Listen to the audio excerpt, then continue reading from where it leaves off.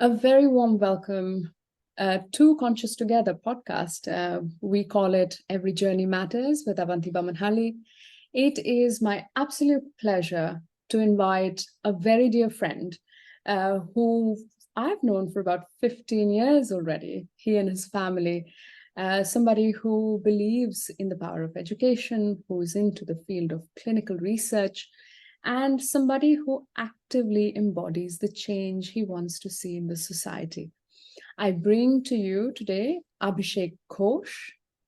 He lives and works in Bangalore. He has been an absolute fan of psychology, everything neuroscience, and also pharmaceuticals. So it's the one combination that brings uh, the best way to bring our children up, become more responsible citizens in our societies, as well become more aware of our actions, which is also what Conscious Together achieves or tries to achieve in our society today.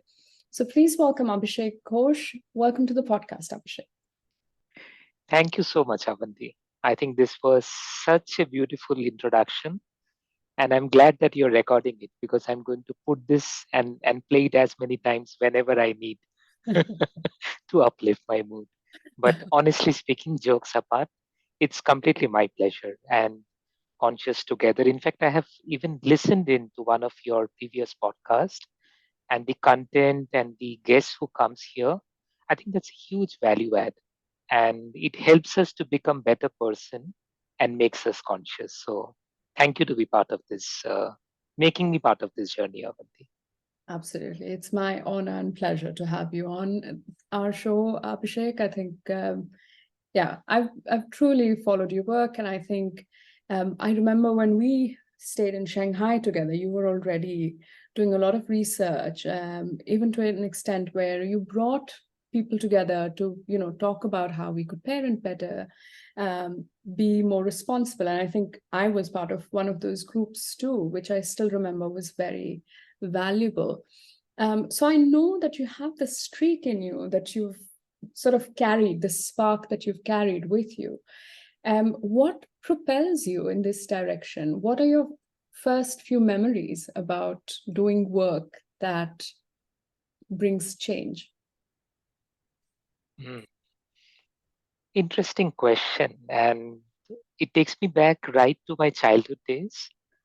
Um, so, as you know, Avanti, as we grow up, and probably by the time we reach the age where we are, we do a lot of self reflection, right? And we understand that it was an organic process, it is a journey. It is the context of time and space which has made what we are today. Many things during the childhood we may not be very conscious, but when I look back and why I'm what I'm doing today, many of those used to happen subconsciously. Like I used to love teaching. So I remember even in my school days, I used to teach. And when I say teach, not in a formal sense, but helping your peers, your students. And that also continued when I was in my college days. So living in a hostel. So there used to be a group of friends who will come sit with me and I will kind of explain them and they will come take my notes and etc etc etc. um, Even though I have not really taken up learning and development, being a trainer, being a coach as my career, I have been working in the pharmaceutical industry as in the field of clinical research for close to 18, 20 years now. But as you know, like this is also a very knowledge based field where you have to constantly be upgrading yourself. You have to be knowing about what is happening in the cutting edge research where new medicines are coming in. So those have always kept me motivated on the science part of it. But Right. then when we all come together as a team, as a community, as a fraternity, I think it also becomes your duty to kind of give back and guide, mentor, coach your fellow colleagues, your team, and people around you. So I think that was a natural expression of myself. I think the example which you quoted in Shanghai, because we were at that time young parents, right? I mean, we are still young, but Yes, still young. Our but we kids are can't. grown up. Absolutely. Yes, yes. So during that time, whatever I knew about parenting, the child psychology, so it was more about giving back. So why not call the friends who are sailing in the same boat and have a session with them? So those smaller um, events, incidents, I don't know, it kind of took a natural shape along with my work on the research side. This became another extension where I started working with NGOs as a volunteer, taking out time over the weekends, working with underprivileged children. And education has always been an area of interest. So that is where I kind of channelized my time and energy to help the kids on the field of education, guide them, mentor them, so that they can have a better future for themselves. And once you help a generation to come out of their first orbit and land them on the second, Yes. I think then they just take off from there. So that has been my reflection to your question. That is a very well answered. I mean, it is such a heartful journey, I think that is, to be able to feel that you have enough to then be able to give another, I think um, is a very noble way to think, Abhishek, because for the kind of society that we are in currently, it's very hard to find people who are content where they are. So I think when you choose to give back, irrespective of how much you have, what you have, I think that is something, that is a skill that is um, very admirable. And we hope we have so many people, wealthy people, in our world today who can take a slice of that lesson that you bring us. So thank you for that. Thank you for walking us through your journey. When you say that you've worked with children, you've looked at that kind of foundation that you need to give children. How have you now chosen to use that information to bring into your current situation? How have you chosen a channel to help children in your current situation? Hmm. I think to answer to this question, maybe I will have to take a step back so that you know how this journey actually happened, because this was not really planned strategy. And as life happens, right, it just unfolds. So some events actually took me in that direction. So when I started working after my post graduation in the field of pharmacy, I studied pharmacology, got into clinical research, and started working there as my day job. Weekends used to be usually free, and probably my temperament is somewhere I want to be engaged in some social engagement related activities.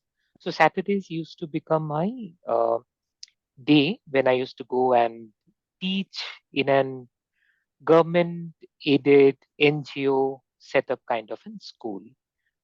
This was called as Association of Physical Disability in Hennur in Bangalore.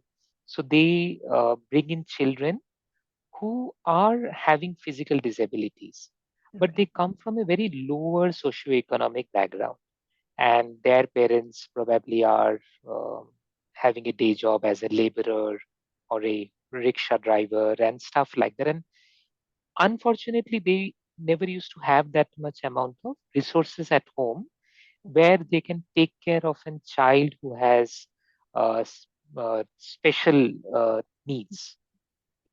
So this foundation, what they used to do is they used to go bring these children in the school setting and impart them formal education. So Right. I used to be there as a teacher and teach them like any subject. It would be maths, biology, English, whatever. This process continued, Avanti. Honestly, I used to feel that, oh, yes, I'm helping and all. But, over a period, I realized. wanting to help and knowing to help, these are two very different things. Mm. Because when you're helping someone, you have to make sure that you don't create dependency on the person's mind. Right. That okay, I'm getting help from Avanti, and then eventually what happens, that becomes their script. Right. So you started to help, but actually now you created another problem, that they are now dependent. Right. Yeah, and that is where I thought that okay, let me learn the skill of how to help, and that is essentially skills in counseling. So then I went and I did an diploma in counseling, just to understand what is it, how do you counsel, how do you help, yet make sure that the person doesn't become dependent on you, you empower them. And that thing led me then to pursue a bachelor's in psychology. That then led me to go into masters in clinical psychology, because I am from the medical background. And that is where I thought, okay, clinical psychology makes more sense, because this is where you actually apply neuroscience and stuff like that, than being just a general counselor or a general psychologist, right? I did it. After that, I applied in few places like NIMHAMS and all. I wanted to do cognitive behavior therapy, and I wanted to be volunteering in inpatient, outpatient departments and all. Right. Application, everything used to go through, because fundamentally my background, and I'm overall good in studies. So when it comes to the application part, it will happen. But then when they meet me in the interview, they will say, "Oh, you are from corporate. I say you are not in the clinical practice." And I will say, "No, I am in research, but this is what I do." Oh, no, no, no, then we can't. And I respect that part, because these are government funded seats, right? So they have to reserve it for people who are doing that on the ground. Right. And then after a couple of these attempts, I then started wondering, okay, now I studied all of these, Yes. but now I'm not able to apply it. Yes. And that is where this sweet spot of career counseling came in.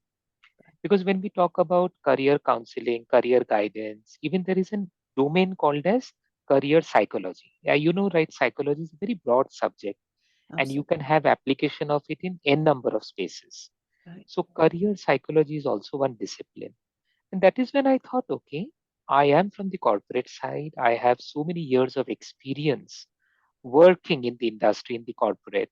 So Mhm. I can definitely bring in those lived experiences, what happens in an office, what are the challenges, how do you upskill yourself, how do you navigate yourself.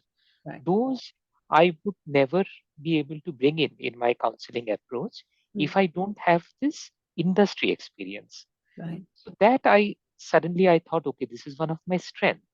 Right. Then I have this journey of educating myself in the field of psychology, and I've been working for so many years as a volunteer with children. Right. So that was an aha moment for me. Mm. And I then went and did a couple of certification programs from here and there.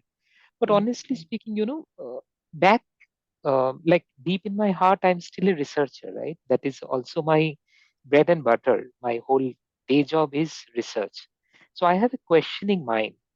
And unless you are convinced, you don't want to prescribe that intervention for someone. Like for me, the yardstick was, okay, will I do this for my son? Right. And if the answer is yes, then I do the same for other parents. Otherwise, it's a no-no. And that is where that conviction wasn't coming. So whichever certification here and there I took, I found those were all very half-baked. Sometimes it was more to do on the commerce side. And I felt, okay, this makes sense, but are human beings so simple where you can just probably run a report and prescribe? That is when one of my acquaintance who was doing a PhD from IIM Lucknow in Right. this same very field of career guidance and stuff, he told me, okay, you are in Bangalore. So are you aware of Promise Foundation and Dr. Gideon Arunmali? Right. And I said, no, sorry. He said, It's oh, you should definitely go and check it out. right. And then I went online, I checked about him, and then I was pleasantly surprised that, okay, there is someone sitting in Bangalore who has done such pioneering work. And when I say sitting out of Bangalore, I'm talking about the entire Asia Pac region. Hmm. He has been someone who is really a pioneer in his field and done lot of original work in the cultural preparedness model and approach of career counseling, career psychology. Right, And they run a program called as Jiva. right, So I reached out to them and I told them that I am a career counselor, but I would love to get in touch with you all. What do you do? And that interaction actually changed my entire thought process because he is an alumni of NIMHAMS. So right. he's a clinical psychologist who then went to UK, went to Canberra University there, did his further studies. He was practicing. Okay, So he narrated one incident. He mentioned when he was in this clinical setting, providing guidance, counseling to clients who used to visit him, he right, started to find one trend. And the trend was most of these people, the kind of problems, what they were presenting, the manifestation of their problems, the root cause actually lied in their work life. right. So they may be suffering from some stress at work. They feel that, am I doing a meaningful job? I never wanted to be this, but now I'm stuck here. I feel stuck. I'm not able to progress in my career. Like n number of such issues, which finally lands up into some manifestation. But the root cause was work, and that is what propelled Dr. Gideon Right. to get into the field of career counseling, career psychology, and do his research so that he brings in the health element. Like NIMHAMS, as you know, it's an um, national importance, Institute of National Importance, right? So there, when you look towards health and even what you do in conscious together, Yeah, you are actually focusing on can you prevent some of these things. So absolutely. career guidance, career counseling can be a prevention. Right, That was an eye opener for me. And that then kind of took place. I did my studies with them. And today, going back to your question, I now work with students so that I can help them, empower them to make the right career choices ahead of time so that they don't land up in a situation now that they look back and think, oh, I should have taken this. And it is already sometimes late, right? You may not have the resources and time and energy to kind of do a course correction. So uh, try to help them, empower them, guide them. And the other segment, the other cohort are working professionals like you and me right, who may be already in that situation, but now they are thinking, what do I do? right. But then when you are in that situation, many times, Avanti, what happens is you are not in the right frame of mind. I mean, your EQ has gone for a toss. You Yeah, are not uh, taking consideration of the rationality and the emotions put together. as And well that's as where they responsibilities. need a Yeah, soundboard or someone to kind of guide and help them. yeah. Because I So think that, that's about it. yeah, no, and I think when when we're looking at life as a whole, it is so large. I mean, it's a long life we live these days. So I Yes. feel like we need some support at times. It could be at the young adult stage where they're between 15 and say 20 or 25. And then again, around the ages of 40, because then you've been doing that long enough. So this is absolutely also my experience. So I hear you. But I mean, what a fascinating journey. I mean, to be able to have done your degrees with psychology, but not finding the right openings or the right perspectives where you could use this knowledge to then have to move into a career counseling, coaching sort of style of support that you've now put together. It shows me how it's important for us to prepare for the longest journey. It's not taken very seriously. And I want to bring a question here which compares the Indian sort of educational system versus most of the Western education system, it could be quite different. And I have a question about, you've lived in Shanghai, you've seen how that works, and you've also now lived in India. So you have a comparative analysis between these two. What are the biggest differences between the two systems, and why should we consider career counseling and guidance? Sure.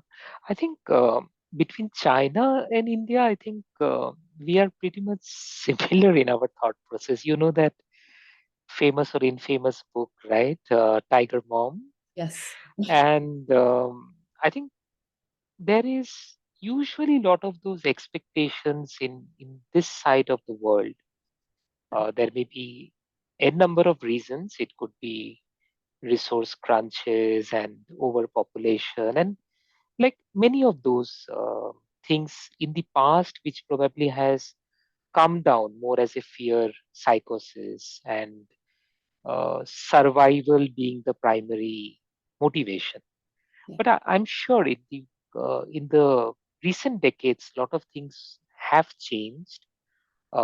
Even in India, especially people who come from our background, right? I would definitely say we are very lucky and privileged that we had that ability to kind of be at a particular juncture in the society where we could think beyond that. Okay, I just have to go and get into an job and just settle down with an earning. Right. So that is something I feel is happening more and more, and I can do see that especially in the urban sector, like cities like Bangalore and all, where people by and large come from, like, their children today, they are growing in a very different time. They are their parents are giving them lot more freedom, opportunities to kind of why don't you pick up things what you love to do rather than just following the herd mentality and getting into XYZ Oh, uh, entrance exams and stuff like that. okay.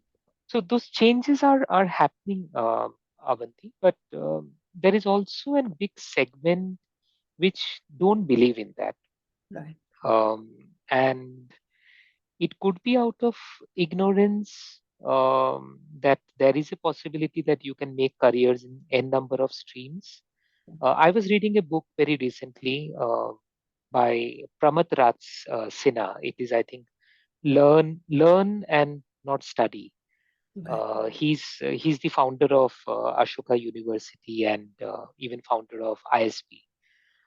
So he was quoting one research. I think it was done by one institute called Mindler, Okay. where they had interviewed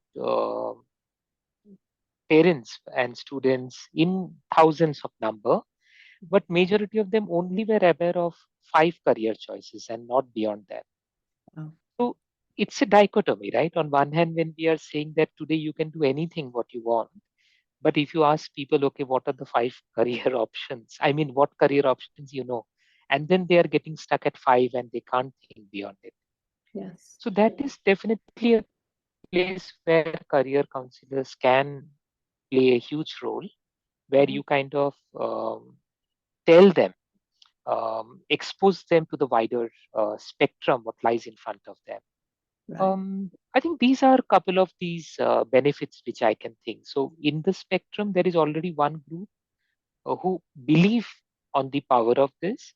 So you're kind of just propelling them and helping them to take the journey fast forward. And Yes. then the other, where you have to approach them with empathy and sensitivity. You have to respect their fear from where they are coming from. A lot of time there are also a lot of these cultural nuances which plays in their mind that no, this career we can't prescribe for our kids. But when you ask them, okay, why? Have you thought about this? Do you know about this example? Then many times those blind spot gets removed, and at least you have given them something to think through and reflect. Absolutely. Absolutely. I mean, coming from a different, slightly different perspective, if you look at how education in the Western world, so the European sort of um, cities would work is there is a lot of dropout at a very young age, at the age of 18, as soon as they finish their higher education, simply because then they feel they've been under this pressure of having to learn for 13 years at a stretch. And so they want to take a break, they want to explore what the world has to offer, and then sort of look at ways that they can upgrade themselves, either through education or through work experience.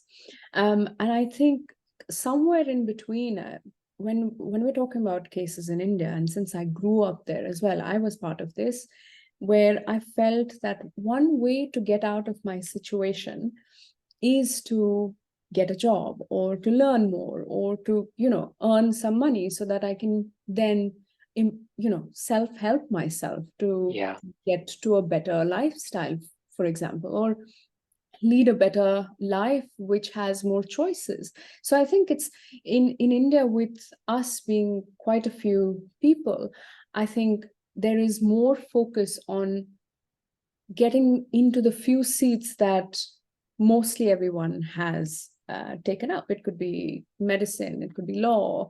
But I think in this part of the world, it is not the very same. So the pressure is not as much as we'd have in India.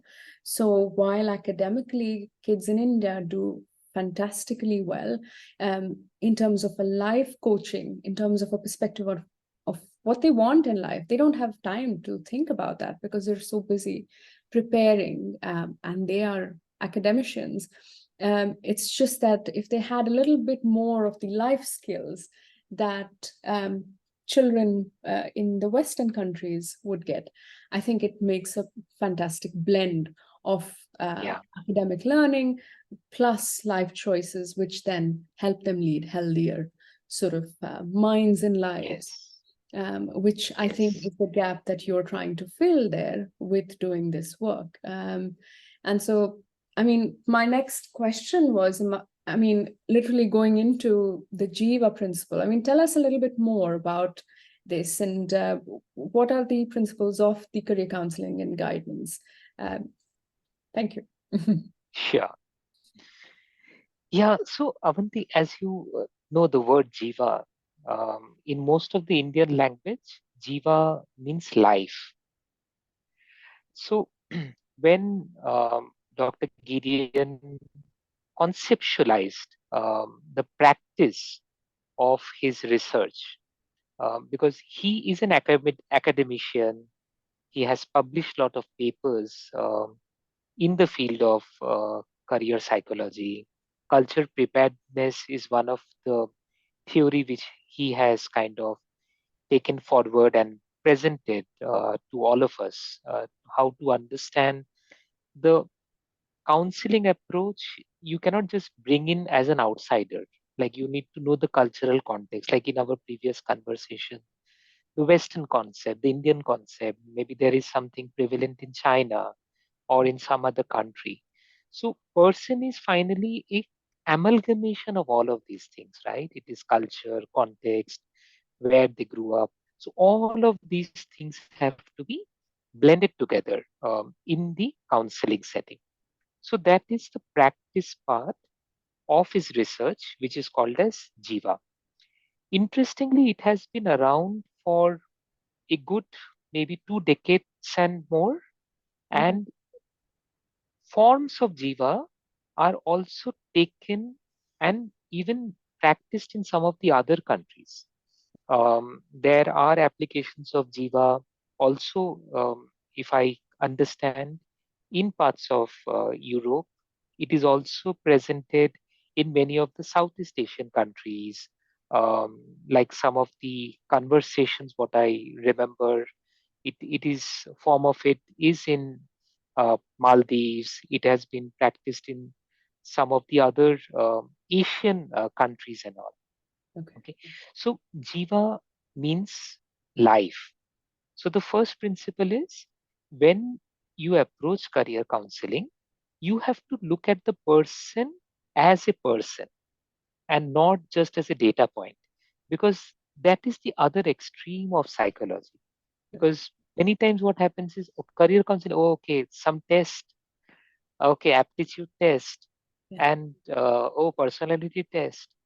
But can human being be just test? Mm. No, right? We are so much more than that. And that's the first thing. First emphasis in the Jiva approach is person centered approach. Understand the person in his or her context.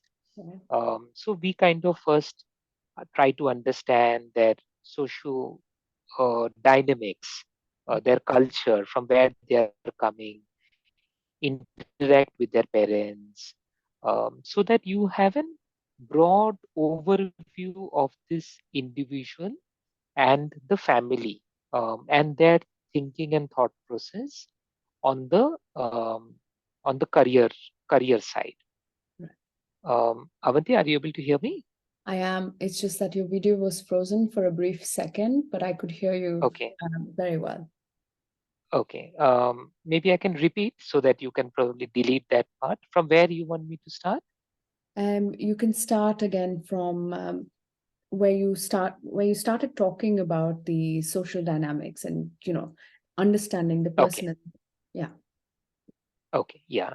So understanding the person from their socio-cultural background becomes extremely important so that you now know how is the person thinking, what are their constraints, and what is it that at this juncture provided to them on the broad canvas, because you cannot shock a family Right. by giving a career choice which is not palatable to them.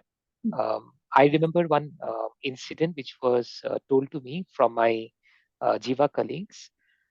They had counseled a child, and they presented that he can become he can take up hotel management and pursue the field of being a chef.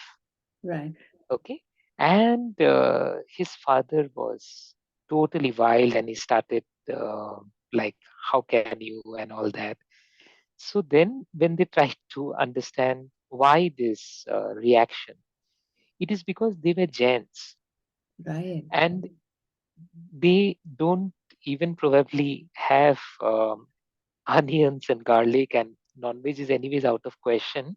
And Yes. here, if we are telling that he can become a chef and hotel management could be his field, Yeah. it is a complete mismatch, right? Mm. So that is where this entire um, understanding of the person in the context becomes very important. Mm. Once that piece is done, what we do is we uh, go into that very basic quote from Aristotle, know thyself. Mm. So here, the first step is understand yourself. Right. Okay, we are in the fourth industrial revolution and lot of changes happening and stuff like that. Trends come, trends goes. But you as a person would be there irrespective of whatever is the trend. Yes. So unless you kind of start going deep within yourself, like what you guys are also doing, right? Promoting being conscious about yourself, that is the first step, self-understanding. In that, when we talk about self-understanding, when we talk about um, knowing yourself, uh, can you hear me, Avanti, or the Yeah. video is breaking? No, I think it's okay. We had a Okay. very, yeah. Okay. If there is some bandwidth issue, just give me a signal, then I can probably repeat from Yes. there. Yes, Okay. absolutely. Sure. You want to make a note of this But minutes? yes, Otherwise, it you is can tough for start. you. Yeah, you can start with know thyself. I can Okay. edit this out. Yes. Okay. Yeah. So that is the first step. Self-understanding, know thyself. Trends keeps changing. Trends will come and go.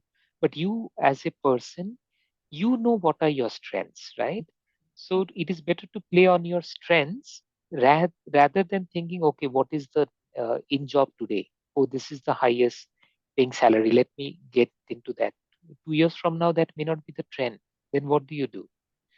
So self understanding, as you know, Avanti, self understanding is such a broad topic. So in the career counseling um, purview, we focus on interest, Right. we focus on aptitude, we focus on something called as potential, Right. and cultural beliefs or career beliefs. Right. Okay. Very quickly, if I have to tell you, if I say, Avanti, I am very interested in singing, Okay. and I start singing, and suddenly this Zoom call ends because now you have ran away. So I cannot have that as my career, right? Because I may have interests, but who is going to pay to listen to me? Yes. They may pay to make me stop. That's a different career, but you got the point, right? Only We've not heard interest. you sing, Abhishek. So I'm not making a sentence there. No statements. But Only interest would not help you to make an viable career. yes. But again, if I say that I have aptitude in maths, I'm very good with numbers and all.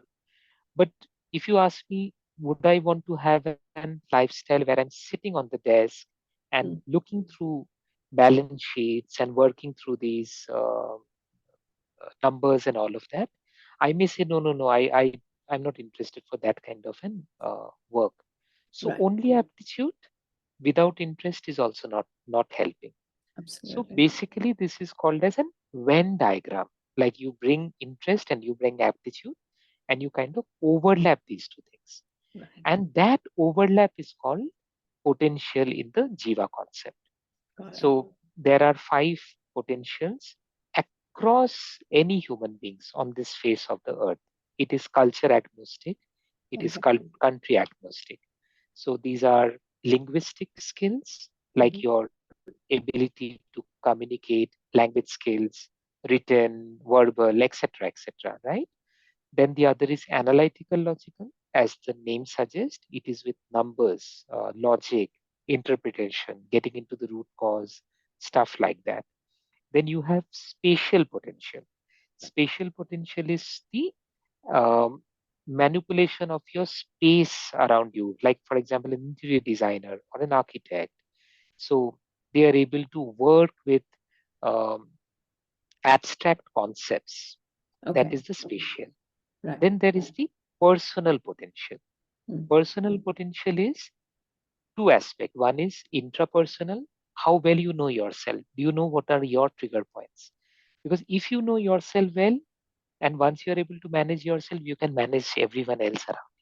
All the situation. So Absolutely. Yes. yes, and then the other aspect is interpersonal. How good are you in your social skills? How well can you work with people around you?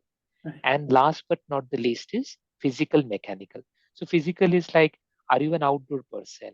What about your strength, stamina, athleticism, dexterity with your fingers and stuff like that?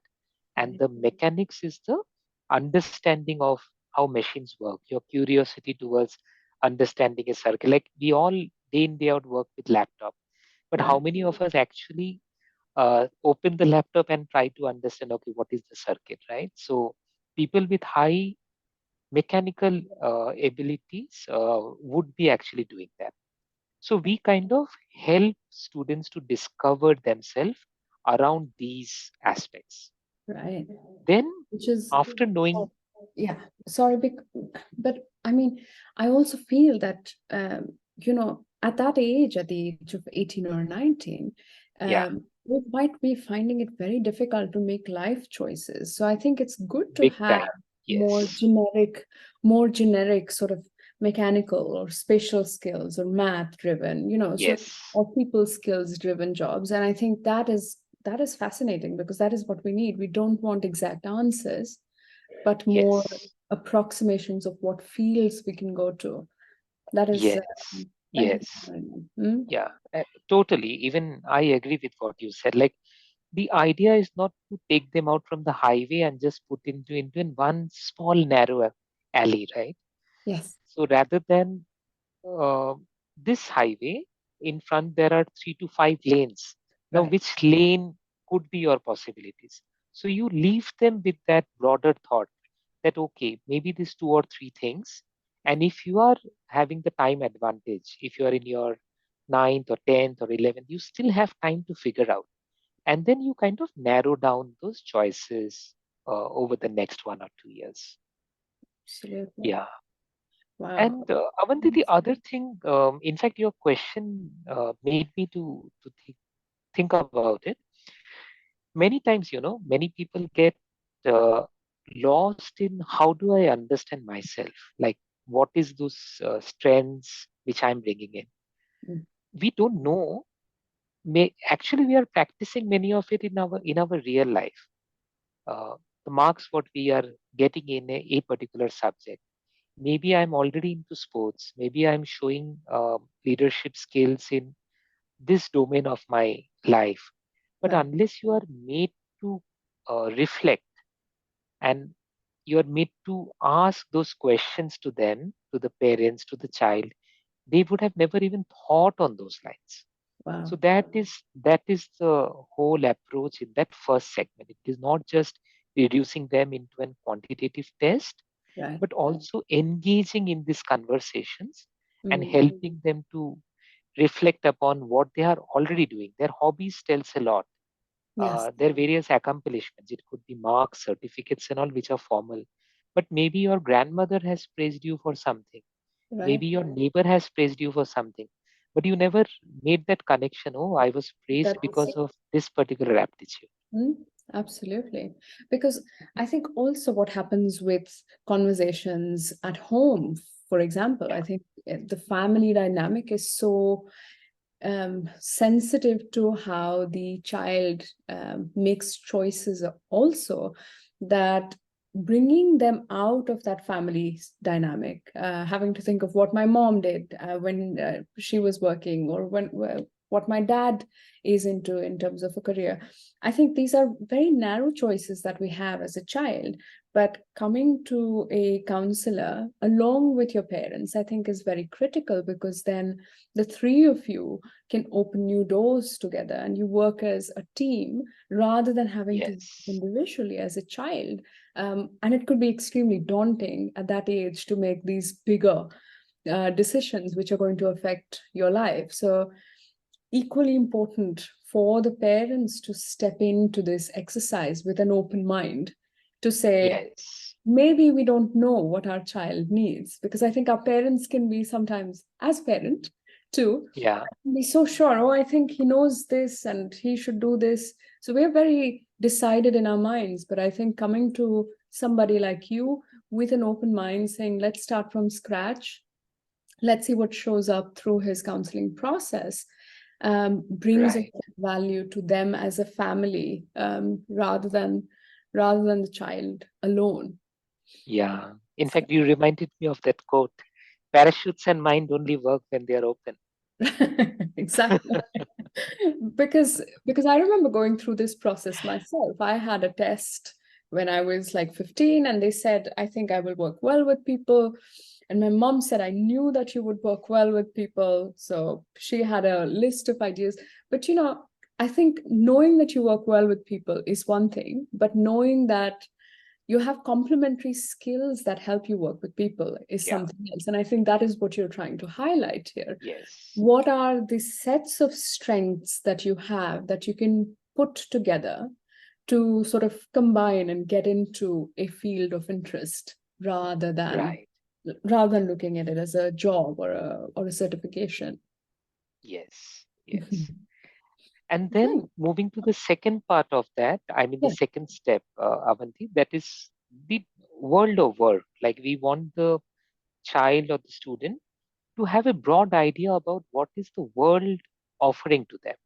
Okay. Um, and we do that by kind of linking, once you have an understanding of yourself. Now, what are the career options under some of these complementary potentials? Like, if analytical, logical, Yeah. what are some of the career options in front of you?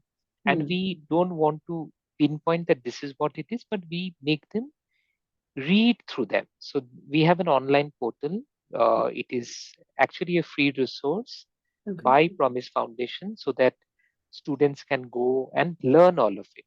It actually is sad that many of the schools don't do that as part of their formal education program, But these are some of the goals under United Nations, under OECD Charter. I know Yes. many countries, like for that matter, as you said, uh, in Germany, many children at the very young age get that understanding that okay, I am meant for the vocational side, Right. and then some they get the clarity that okay, I would like to pursue research or I would become XYZ things. Mm. These are not happening by default, right? So there is a system in place where you are engaging them, exposing them to the various world of work. Maybe a parent whose child is studying in that school, they were invited to give a talk, and he comes and tells, "Okay, I'm a banker. This is what I do." Right. Next class, maybe there is an college professor who comes and tells. So that is how, in some of these societies, the children are getting that exposure. Mm. So in the Indian context, since it doesn't happen very formally in the formal schooling system, there may be schools who are doing it, but I'm saying most of the schools don't have that, and Yes. that is where we kind of try to fill in that gap by giving them exposure that learn about 260 odd careers in front of you. And Right. then what they do is they ask this question, okay, what is the name of this career? Okay, what are the definition? What do they do? What are the primary skill sets? And how can I become that? What are my education qualification needed? Right. So once you give them that broad awareness, no, Avanti, they are then able to shortlist. Like you kind of take them through this exercise and tell them, can you list five which is of your interest? They will list five. Then you kind of take the challenge a little bit more higher and tell them, okay, can you break it down now to three? And you Right. would find that struggle when, oh, okay, now I have to bring to three. But many of them, they kind of finally bring that. Okay. Then is the test part. So all along till now, if you see, this psychometric test didn't come into practice. It was about the human, the person interaction, and Right. then you do the psychometric test to kind of get a validation Right. about what are the scores telling you, and Right. you kind of bring all of this together Right. and then help them to narrow down into 3 to 5 career alternatives, and then guide them about how they should prepare in the days to come. Right. So that's the Jiva principle. And so it is a two-pronged process. So, and what time is it best done? I mean, what ninth standard is that? Ninth grade, is that when children should come to you? Uh, yeah, I think from countries to country, maybe this ninth and 10th could differ. But Yeah. in the Indian context, what we say is when the child has got into 10th, Right. like they step into 10, that is the best. Right. Two primary reasons. One is, of course, the biological maturity. Right. So when they are in their 10th, I think they are more suited in terms of their cognitive ability to kind of comprehend and stuff like that. And another is also the psychological, because when they are in 8th or 9th, they are still pretty young. Yes. So for Yeah. them, it becomes like a gyan, oh, what is this? But Yeah. when they are in 10th, I think by and large, that question starts coming in their mind because they are seeing in their larger environment, their Yeah. uh, best friend is already talking about this and all. So they are more receptive to listen. That's it. So around the age when they're deciding which colleges to go, which Yes. universities to seek admissions into, Yeah. I mean, when they are getting into their high school. right? And what is the best way to reach you? I mean, do you only do these in person, Abhishek, or are you also open to doing them over Zoom if someone wants to reach out to you?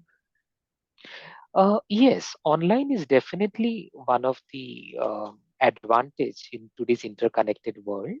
Yes. So yes, but as I also was telling you, we also do these things in some of the schools. Right. And when we talk about schools, currently our experience has been on the volunteering side. Like we kind of go meet these school children Okay. because many of these schools do not have that exposure, which probably children of probably our background are getting because they are already going into some of those better schools where they get those things. So that is definitely one aspect. But now that, like, how you got to know about what I'm doing, word of mouth, many of my friends and their other connections, they get to know. So I sometimes also get invited as a guest speaker Right. over an weekend, maybe to talk and address to some of the school children and help them. So it can be a combination of Zoom, online, even meeting a group of students in person and stuff like that. So you're open to possibilities. That is fantastic. And I mean, of course, I will when we finish producing the podcast, we will have also details that our viewers can reach you. But I know that you have a website, and that I'll take all those details from you as we prepare to finish. But then I Sure. have, I think, just in terms of just in terms of experiences, would you have some experiences that have stayed with you through this process where you've met students, and what are some of your experiences going through the CCG, like we would like to call it? Okay. Yeah, I think many of these stories have stayed. I think, as we all say, right, universe is not made up of atoms; it is made up of stories, Absolutely. and that is something which really motivates me, because when you meet people, you're meeting every day a person who has a very unique story. Right. So I remember helping one of my friend friend's son. So one day my friend just called and said, I really need your help and stuff like that. And I said, okay, calm down. What happened? I'm there. She tells, my son, his name is Atharv. Okay. And he is a brilliant student. He had completed his chartered accountancy, the foundation, the intern at one go, Wow. both groups together. And he was in his CA final. Right. And in CA final, he turns back and he tells his parents that, okay, I don't want to do CA and I want to pursue stuff on policy research. Okay. So I went, I spoke to him. Honestly speaking, Avanti, I was thinking that let me talk this guy out of this, because you Okay. have reached all the way to CA final, so why don't you do it? Right. But that 1 hour of interaction um, with him, I understood that he has all the clarity and Right. he can make that career transition. So I came and I told his mom, I think you need to allow him what he wants to do. And believe me, he went on. He got into a very good university, Okay. completed his studies in policy. He went on to do a master's, and Right. today he is at one of the renowned university in India, and he is leading their online department um, in the field of policy research and policy making. So that was one story which has stayed with me. Few other, like, I had a friend's daughter. She was in 10th when she came to me. I did the Jiva program and stuff like. I could already see that she had lot of potential, but it was not channelized into a particular stream, and that is where we underwent that counseling process and all. And today she has got into one of the most reputed institute in India. You would know IISER. Yeah. So he's now starting an integrated program out there.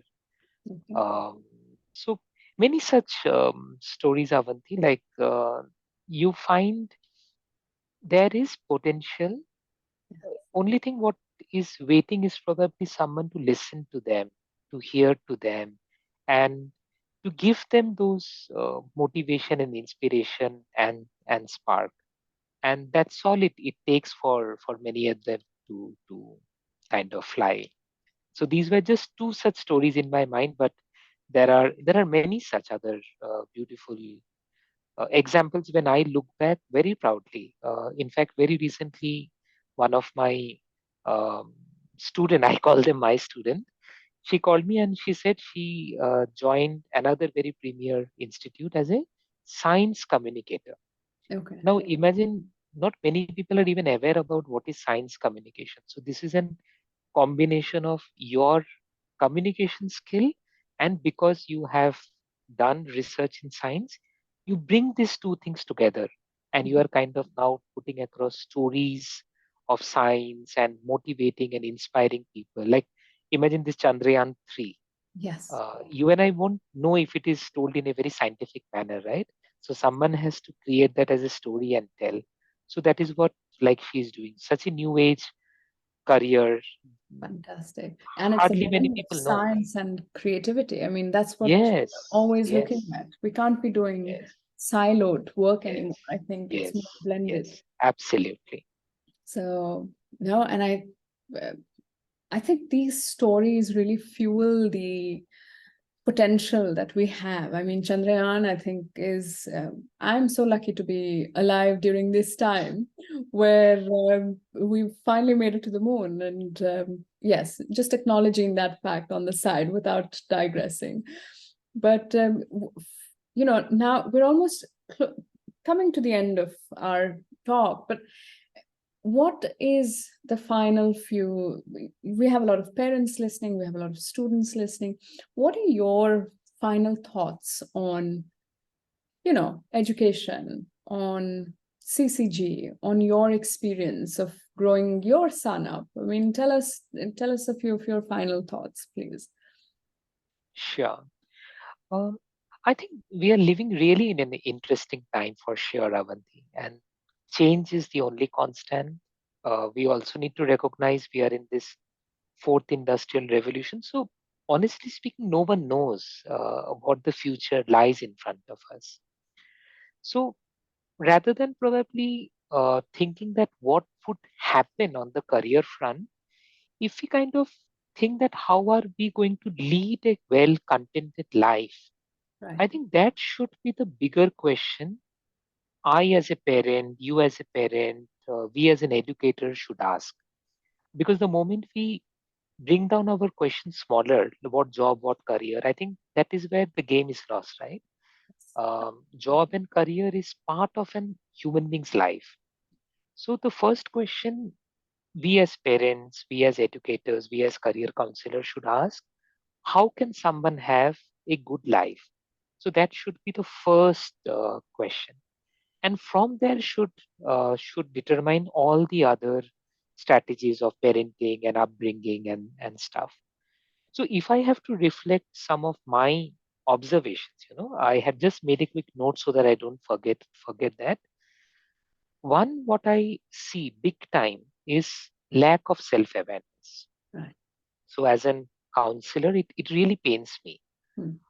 because when you are talking with students, Hmm. and they are your younger generation, they are the future for not only our country but also for the humanity, right? So you want them to be growing up where they have more understanding of themselves, but the entire busyness of school and other curriculums and technology and mobile being an omnipresent everywhere, that Yes. element of self-awareness has gone big time. And schools also are not taking that effort of making them self-aware.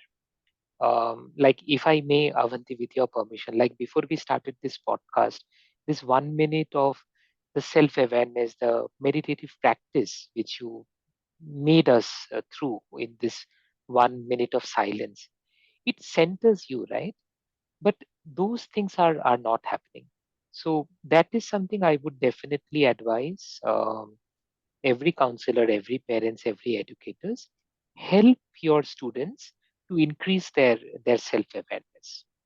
The second, what also pains me is, even in today's 21st century, Avanti, gender bias continues to exist. Hmm. Of course, many things are getting better, but still, I think there is a huge way to go. There are a lot of these issues in terms of women empowerment and stuff like that, of course. And at corporate level, many of the companies are working and trying to deal that.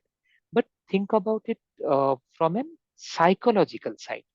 Now, if there is a student who is growing up and attending classes, how many of those girl students are aspiring to become a scientist? Right. Mm. Or is it that there is a bias over there?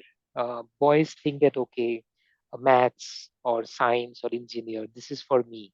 And girls naturally gravitate towards humanities and stuff like that. Because we feel that is happening. And that is something which needs to be really broken.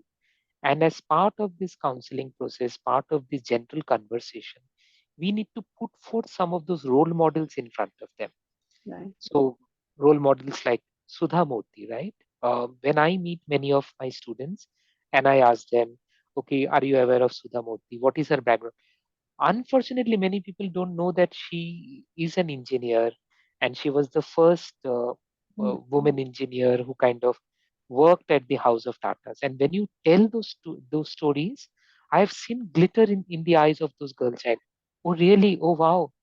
And that then becomes okay, if they can do, I can do, Right. right? So these are some of those gender stereotypes, gender biases leading to career choices needs to be broken down as parent, educator, and career counselor.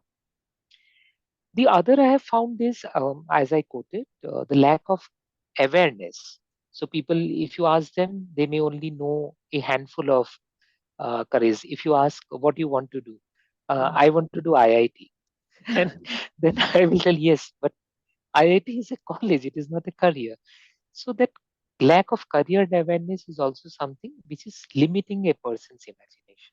Right. And this is my personal belief, Avanti. We are only limited by our imagination. Mm. So we have to inspire these kids to have a broader sense of what are all the possibilities. You don't want to land up in a restaurant and you ordered something without looking into the menu card, and then the guest in the next table is eating something and you think, oh gosh, I should have taken that. Yes, absolutely. And to make Yeah, this more longer term thought process yeah, engaged into what we can yes, do with ourselves. yes, yeah. And as I told, the other painful thing is sometimes when I find many working professionals, they kind of then thinking, where have I landed? Now what I should do? So that is something which is quite painful. So I'm sure it can be avoided if it was taken care of earlier. But suppose now I'm already in that situation. So I would recommend them go into your self-awareness so that you can activate your both logical thinking as well as the emotion, and don't take any steps just out of emotion because you may land up in a bigger rabbit hole. So that what I want people to know, there are two types of problems. One problem which is solvable, Mm. and then the other is problems which can be coped. You may not be having a solution to address it right now, but you have to raise that ability to cope with that problem so that you can buy time and put certain strategies to work.